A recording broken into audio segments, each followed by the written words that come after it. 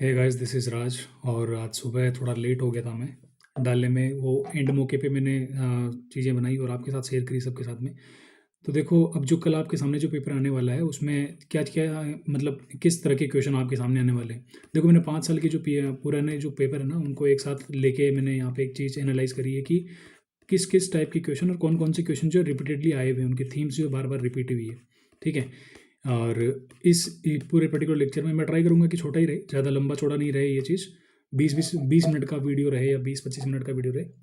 कोशिश ये रहेगी कि 1-2 वीडियो आपके पास पहुँच जाए तो आप उनको बार बार देख के उन्हीं से रिवाइज़ कर लें, ताकि रिपीटेडली आप रिवाइज़ करेंगे तो कल आप जब एग्ज़ाम में बैठेंगे तो आपके दिमाग में वो चीज़ें जो है मतलब मेमोराइज़ होती रहेगी, तो शायद आप उसको बेटर तरीके से वहाँ पे लिख पाएंगे। आज का पेपर तो कैसा हुआ आपको आपने देखा ही होगा। आई थिंक पेपर तो अच्छा ही था, डूएबल था, इतना कोई हार्ड एंड फास्ट नहीं था। बट यस, आज के इस लेक्चर में क्या क्या कंटेंट रहने वाला है, पहले मैं आपको कंटेंट शो कर देता हूँ ताकि आपको पता लग जाएगा कि अपन किस तरह तैयार करने वाले हैं। पहले अपन सारे क्वेश्चन देखेंगे और कंटेंट क्या क्या रहने वाला है मैं आपको बता देता हूँ एक बार, है ना।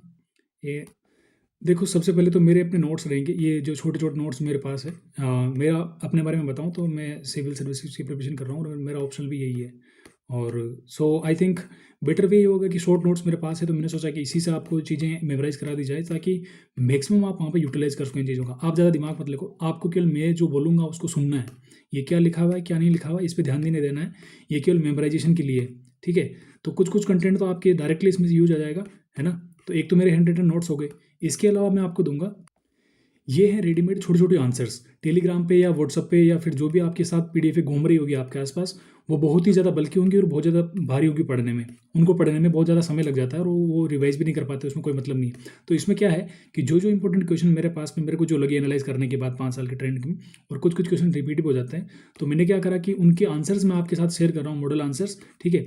ये सेम क्वेश्चंस के ये लॉन्ग आंसर्स पढ़ने के बाद में आपको रिवाइज भी कर लेना है इन्हीं से, और अपन इन चीज़ों को साथ डिस्कस करेंगे। ठीक है। ये इनके शॉर्ट आंसर्स हो गए। ठीक है। शॉर्ट आंसर्स भी आपको ठीक से यहाँ पे दिख रहे होंगे।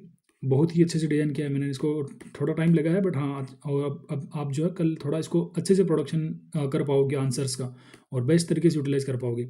तो पहले अपन शुरू करते हैं क्वेश्चन के साथ में कि कौन कौन से किस किस तरह के क्वेश्चन आए थे।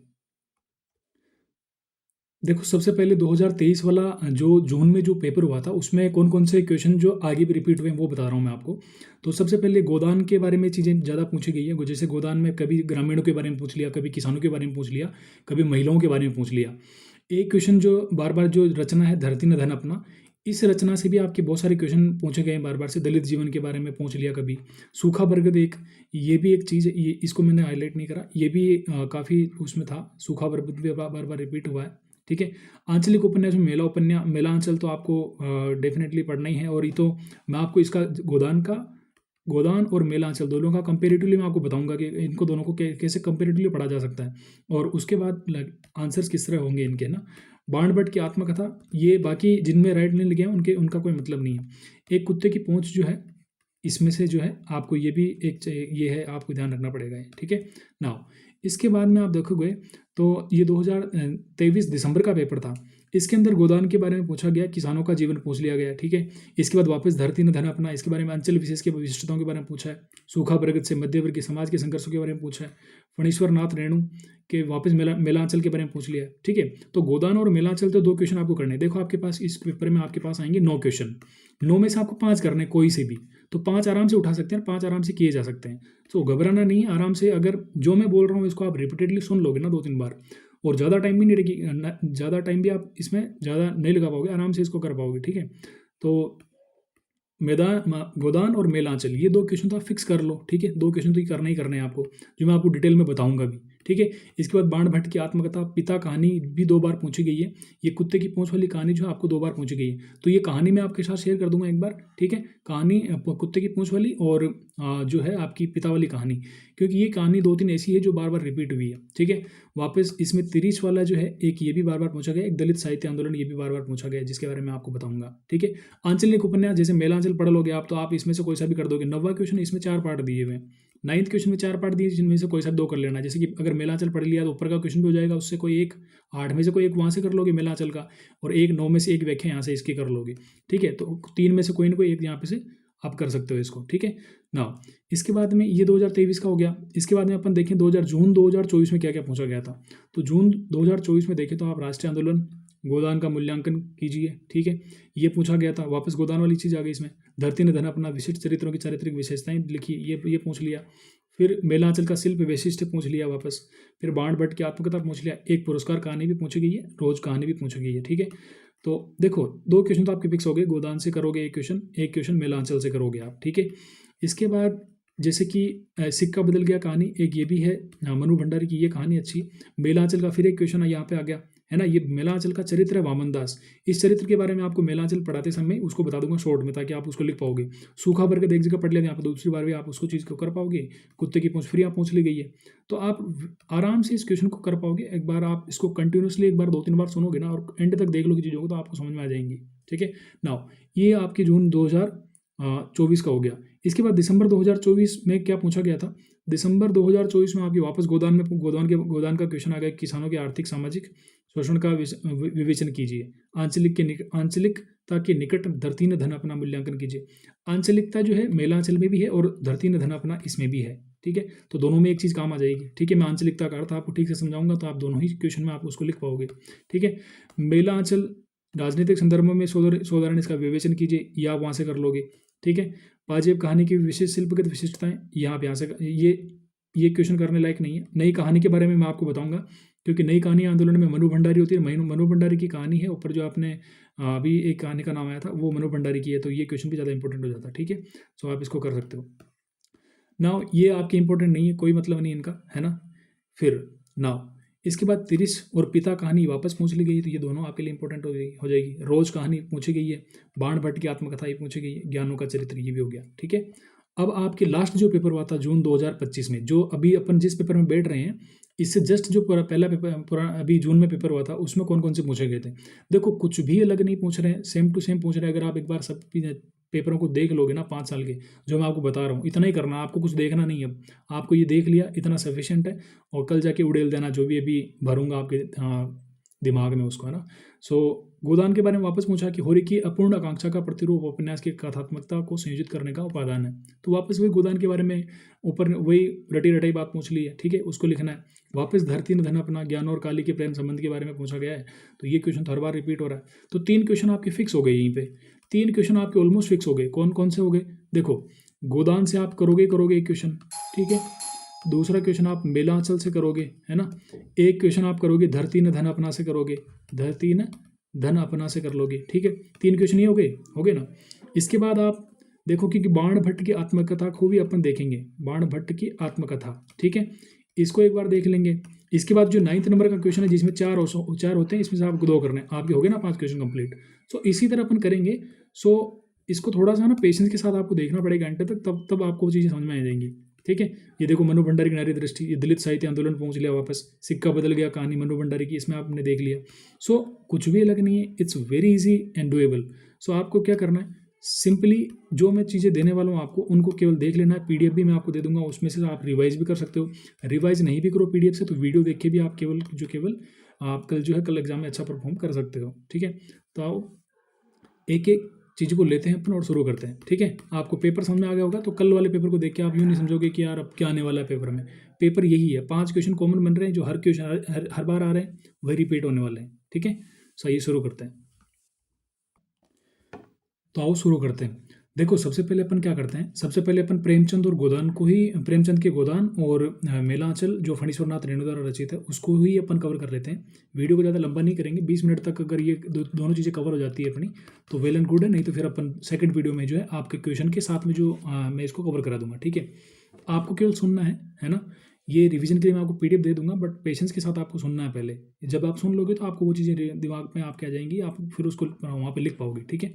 देखो प्रेमचंद का सबसे अंतिम उपन्यास है गोदान, ठीक है। प्रेमचंद का जो भी लेखन काल रहा 1909 से लेकर के मूलतः 1934 तक का, उस दौरान 1935 33 या 34 के आसपास समझ लो आपकी, उन्होंने लास्ट जो है गोदान लिखा। अब इसमें ये समझो कि उन्होंने अपने जीवन में जितने भी अनुभव प्राप्त किए, उनको सबको डाल दिया केवल गोदान के अंदर, इसलिए गोदान सबसे ज़्यादा चर्चा में आ पाया। और प्रेमचंद की जो मैच्योरिटी है उसका बहुत बड़ा स्तर है इसमें मुख्य पात्र आपके कौन कौन है, होरी और धनिया है, ठीक है। इसके अलावा अगर आप गोदान का क्वेश्चन आए उसके साथ ही कोई दूसरे उनके लिखे हुए उपन्यासों को भी जोड़ना चाहो ना तो लिख सकते हो। सेवा सदन में वेश्यावृत्ति के ऊपर जो है लिखा गया है। निर्मला भी इनका एक उपन्यास है जिसमें बेमेल विवाह है के ऊपर लिखा गया है, ठीक है। इसके अलावा रंगभूमि इनका उपन्यास है जिसमें सूरदास और सोफिया दो कैरेक्टर होते हैं जो औद्योगिकीकरण के कारण संघर्ष करते हैं, क्योंकि इंडस्ट्रियलाइजेशन बढ़ रहा था, है ना, औद्योगिकीकरण बढ़ रहा होता था उस टाइम पे, तो उसके ऊपर उन्होंने रंगभूमि नाम से एक उपन्यास लिखा था। इसके ऊपर एक अलावा एक गबन उपन्यास उन्होंने वो लिखा था। गबन उपन्यास का नाम, इसको नाम जैसा कि इसका नाम है वैसे पता लग रहा है कि गबन मतलब कोई घोटाला हुआ होगा, ठीक है। तो भ्रष्टाचार और अनियंत्रित इच्छाओं पर जो है गबन लिखा गया। प्रेमाश्रम प्रेम शंकर इसमें एक कैरेक्टर था, उस पर लिखा गया। प्रेमाश्रम और कर्मभूमि दोनों ही किसान और जमींदारी द्वंद्व पर लिखा गया। तो उपन्यास गोदान के साथ अगर किसी उपन्यास को आपको जोड़ना हो तो प्रेमाश्रम और कर्मभूमि इन दोनों को आप जोड़ के लिख सकते हो, ठीक है। देखो मैं एक्स्ट्रा थोड़ी सी इन्फॉर्मेशन दूंगा बट आपको ये डाइवर्ट नहीं करेगी, ठीक है। सो आओ अपन शुरू करते हैं। इसके अलावा देखो कायाकल्प क्या है, इसमें सांप्रदायिकता के ऊपर भी एक उपन्यास लिखा था कायाकल्प नाम से, तो आप ध्यान रखेंगे इसका।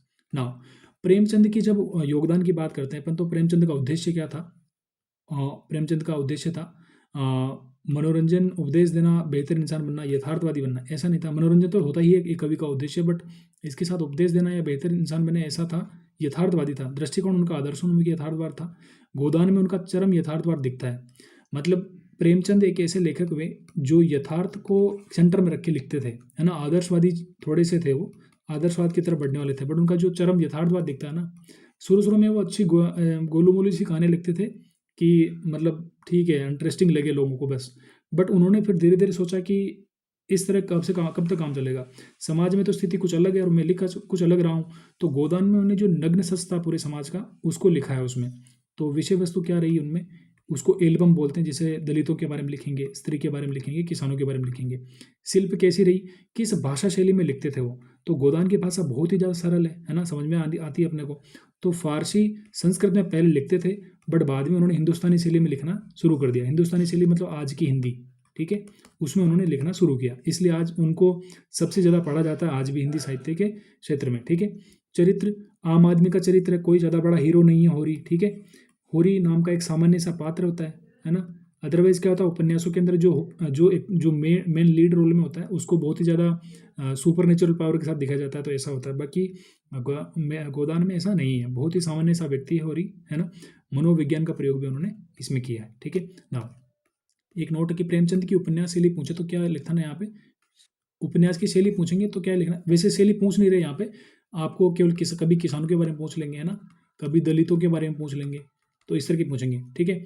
तो इसमें क्या लिखना है आपको, आज भले ही अन्य लेखक प्रेमचंद के उपन्यासों को टक्कर देने वाले उपन्यास लिख पा रहे हों, लेकिन प्रेमचंद की मान्यता इस बात में है कि उन्होंने परंपरा को एक झटके में जितनी ऊंचाई प्रदान की वह योगदान किसी और का नहीं हो सकता, ठीक है।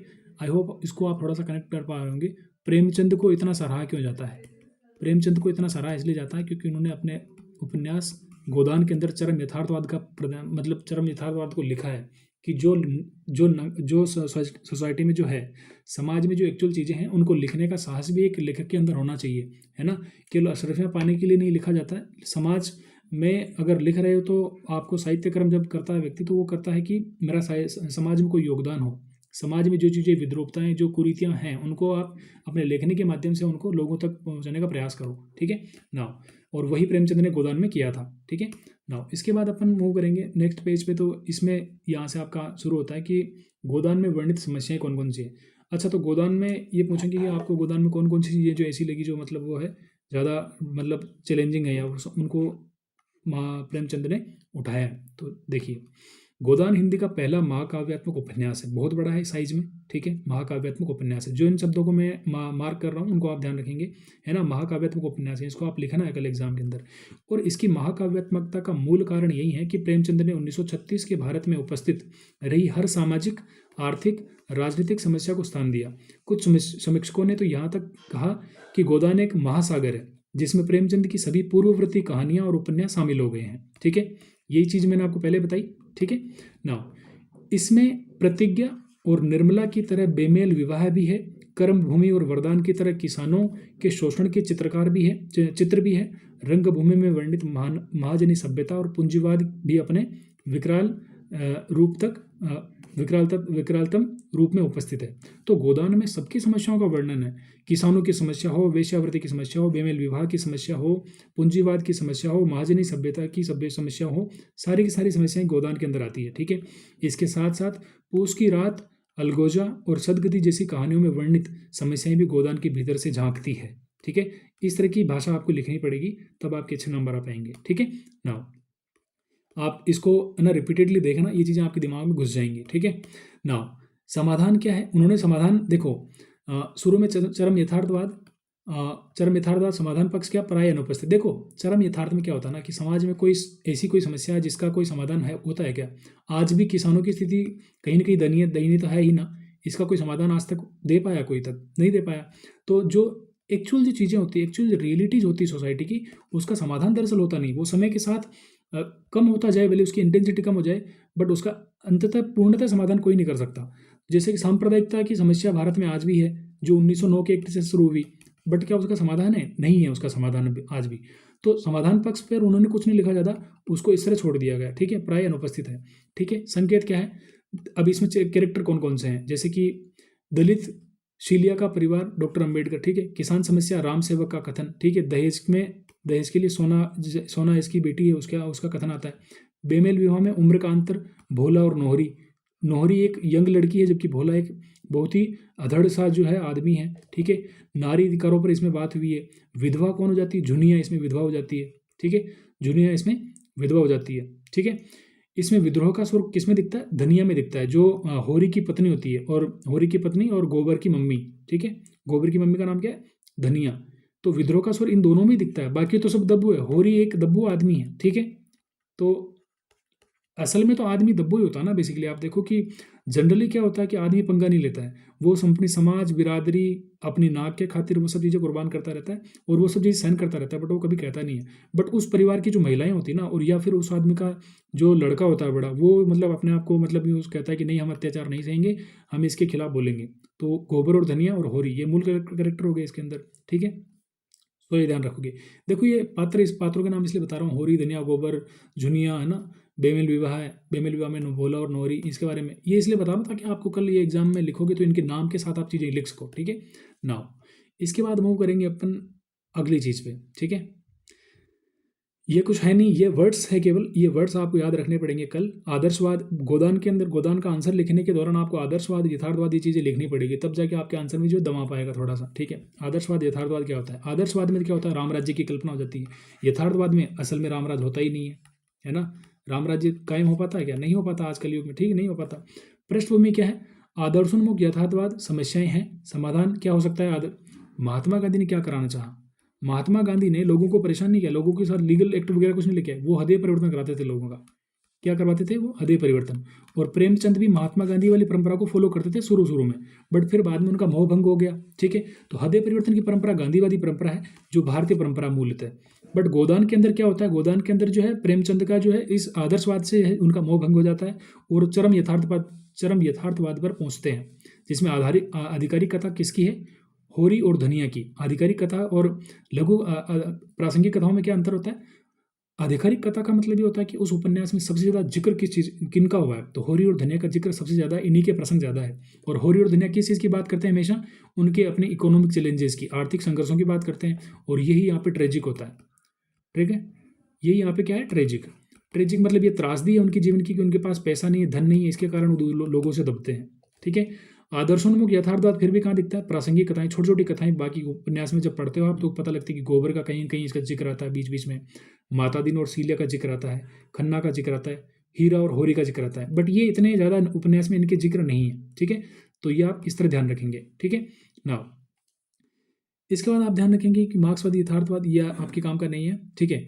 नाउ अब गोदान में समस्याएं कौन कौन सी है? मूलतः समस्याएं कौन कौन सी है? आर्थिक समस्या है, ठीक है, राजनीतिक समस्या है, इसके बाद और सामाजिक समस्या है। ये 3 समस्याएं हैं। तो आर्थिक समस्या में कौन कौन सी? ऋणग्रस्तता। होरी क्या है? ऋण में दबा हुआ है, इसलिए वो जो है समाज के सामने बोलता नहीं है। ठीक है। बेरोजगारी से कौन जूझता है? गोबर, मजदूरी करता है बेचारा। और बेगार राय साहब के यहाँ पर बेगार भी इसको करनी पड़ती है। ठीक है। नाउ सामाजिक समस्याओं में कौन कौन सी समस्याएं? धर्म की समस्या। ये जो होरी है बेसिकली धर्म, बिरादरी, मर्जाद से बड़ा डरता है, इसलिए कोई कदम नहीं उठा पाता है। ठीक है। दहेज से कौन पीड़ित होता है? सोना और रूपा। सोना और रूपा जो है दहेज से पीड़ित होती है, ठीक है। वैधव्य और जुनिया, वैधव्यता से कौन पीड़ित होती है? जुनिया। इसका पति मर जाता है तो इसका हीरा के साथ में विवाह करना पड़ता है, तो इस तरह का आप ध्यान रखेंगे। जातिगत भेदभाव किस क्या होता है? जातिगत भेदभाव की समस्या कहाँ दिखती है? सीलिया नाम की एक मतलब यूँ कह सकते हो लोअर कास्ट की एक जो है लेडी होती है, एक यंग लेडी होती है। इसको एक मातादीन नाम की जो ब्राह्मण लड़के होते हैं उससे प्यार हो जाता है, ठीक है। मातादीन शुरू में तो प्यार करता है, शारीरिक प्रेम होता है बेसिकली, आत्मिक प्रेम नहीं होता है वो। तो ये जातिगत भेदभाव यहाँ नजर आता है जब सीलिया और मातादीन को कोई साथ में देख लेता है, तो पंडित जी की थू थू होती है पूरे इसमें समाज में। और उनकी इस चीज़ को देख कर के यहाँ पे जातिगत भेदभाव भी जो है यहाँ पे आप नजर आता है। सांप्रदायिकता कहाँ नजर आती है? जुनिया का पति, ये सांप्रदायिक हो जाता है, ठीक है।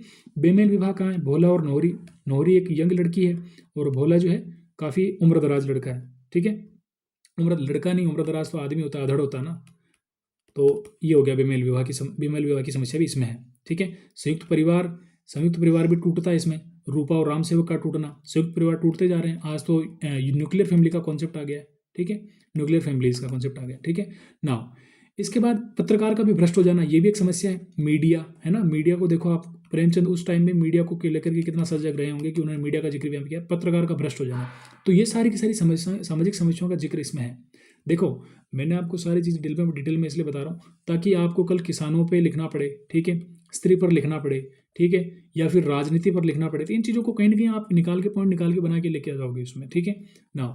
राजनीतिक समस्याएं क्या क्या? लोकतंत्र धनतंत्र में बदल गया है। जिसके पास पैसा है वो अपना काम निकलवा लेता है, अदरवाइज नहीं निकल पाता। जमींदारी की समस्या है, थानेदार, पंचायत का बड़ा रोल हो जाता है कि पंचायत जो चाहे जिसको न्याय दे दे और जो चाहे जिसका जो है चीज़ें छीन ले।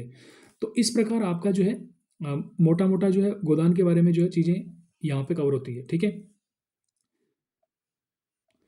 अब देखो मैं एक क्वेश्चन पढ़ रहा हूँ, ठीक है। इस क्वेश्चन के बाद आपकी जो बाकी चीज़ें जो आपकी गोदान से जो चीज़ें आएंगी ना वो आपकी इसकी सारी कवर हो जाएंगी इससे, ठीक है। सो फटाफट से इस क्वेश्चन को पढ़ते हैं। इसमें क्वेश्चन है कि प्रेमचंद ने हिंदी में पहली बार गांव और कृषक जीवन को अपने उपन्यास लेखन का केंद्रीय विषय बनाया।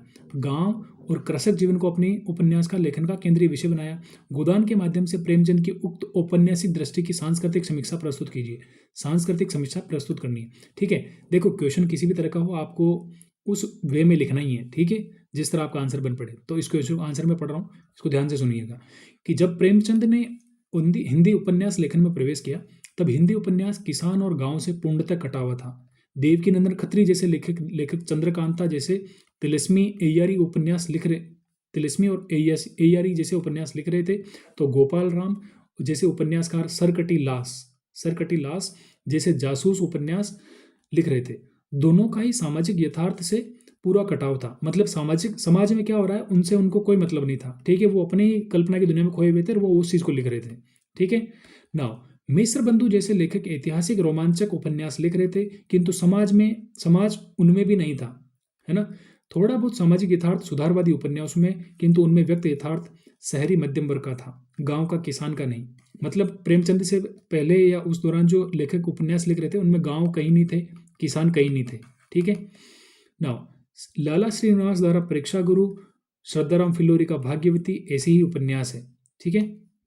इस तरह आपने 2-3 फैक्ट देख लिए यहाँ पे। इन चीज़ों का आप थोड़ा सा ना अपनी पेन कॉपी पे लिख लेना, थोड़ा सी मेहनत आपको भी करनी पड़ेगी, है ना। मैं तो बता ही रहा हूँ आपको, फिर भी आपको थोड़ा इन चीज़ों को लिख लेना, नाम लिख लेना, जिनको मैंने सर्कल किया ना उन चीज़ों को नाम लिख लेना। 2-3 नाम लिखोगे तो शायद एग्जाम में अगर आपकी इंट्रोडक्शन को पढ़ेगा तो अगर आप वहाँ पे ये नाम चिपके होंगे ना तो आपके नंबर मिल जाएंगे आपको, ठीक है।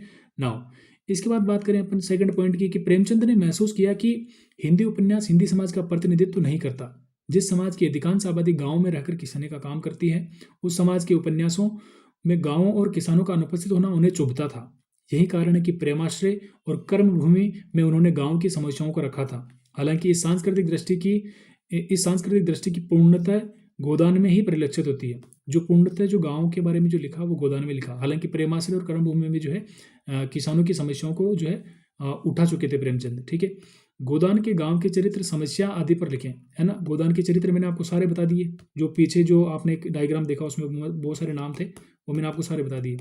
उनको आप जो है इसमें लिखना, ठीक है, कि गोदान ग्रामीण जीवन का महाकाव्य है, गांव के सभी वर्ग, चरित्र और समस्याएं मौजूद है। समस्याएं मैंने आपको बताई गोदान में कौन कौन सी है, कौन कौन से पात्र थे, उनके साथ क्या क्या समस्याएं थी, मैंने आपको बता दी है, ठीक है ना। निष्कर्ष में क्या लिखना है आपको कि यह कहना गलत नहीं होता कि प्रेमचंद ने हिंदी उपन्यास की संस्कृति को ही बदल डाला। बिल्कुल उन्होंने संस्कृति को बदल डाला। परंपरागत धीरोदात्त नायकों को हटाकर, धीरोदात्त नायक क्या होता है? धीरोदात्त नायक जो सबको हरा दे, है ना? सबको पटकनी दे दे, बट अपना जो होरी है, क्या वो इतना धीरोदात्त है क्या? नहीं है, क्योंकि वो यथार्थ में है। असल ज़िंदगी में आदमी ऐसा ही होता है, ठीक है? तो धीरोदात्त परंपरागत जो पुराने जो पहले के जो परंपरावादी जो उपन्यासकार थे, वो जो लिख रहे थे, वो धीरोदात्त नायक वाले उपन्यास लिखते थे, बट प्रेमचंद ने गोदान में ऐसा नहीं किया। धीरोदात्त नायकों को हटाकर होरी को उस बिंदु पर खड़ा कर देना, यह वह सांस्कृतिक दृष्टि है जो लोकतंत्र का निर्माण करती है। लोकतंत्र में आदमी कमजोरी तो होता है, ठीक है, और संविधान के नीति निर्देशक तत्वों में दिखती है। इसी दृष्टि का परिणाम है कि अन्य बहुत से लेखक गांवों की ओर उन्मुख हुए। शिव पूजन सहाय, देहाती दुनिया हो या रेणुका मेला आंचल, ये सभी क्या है? ये सभी क्या है बेसिकली? फिर ग्रामीण क्षेत्रों के ग्रामीण इसके ऊपर लिखने लगे, ठीक है। नाउ गोदान क्या उसी समय को लिखता है या बाद के पक्ष को भी उठा देता है कि इसमें आधुनिकता नहीं है, पुरातन वो चीज़ें हैं? तो देखो, गोदान के अंदर सारी चीज़ें दिखाई गई है, मध्यकालीनता भी है इसमें, आधुनिकता भी है, और आने वाले टाइम में क्या होने वाला है वो चीज़ें भी इसमें दी गई है, ठीक है। तो आस्था, परलोक, धर्म, संयुक्त परिवार, आदर्शवादी, ठीक है। 16वीं सेंचुरी में बेकन और फ्रांसिस अनुभववादी लेखक और डेकार्ट्स तर्कवादी थे, इन्होंने भी इस चीज़ पर लिखा था। नजरिया क्या है? तर्क वितर्क विवेक, अंधी आस्था, इहलोकवाद, अधिकार, समानता, न्याय, स्वतंत्रता, धर्मनिरपेक्षता, एकल परिवार, ये होता है यथार्थवाद, ठीक है। ये यथार्थवाद, ये आपके काम का नहीं है। बेसिकली गोदान में सारी चीज़ों का जिक्र किया गया। आधुनिकता का बोध क्या है? बेसिकली आधुनिकता कहाँ, देखो देखो आधुनिकता की थोड़ी झलक गोबर के चरित्र में दिखती है जब वो विद्रोही हो जाता है, ठीक है। मार्क्सवादी की धारणा आपने पढ़ा होगा, ठीक है। मैं ये मान के चल रहा हूँ कि आपने चीज़ें थोड़ी बहुत आपको आती है, ठीक है। तो इतना मैं आपको बिल्कुल जीरो से नहीं उठा सकता, ओबेसी बात, आपको इतनी चीज़ें पता होगी, ठीक है। मार्क्सवादी धारणा जो उस टाइम पे ज़्यादा प्रबल थी, ठीक है। तो गोबर के तर्क आधुनिकता के पक्ष में, आस्था व पाखंड के विपक्ष में थे।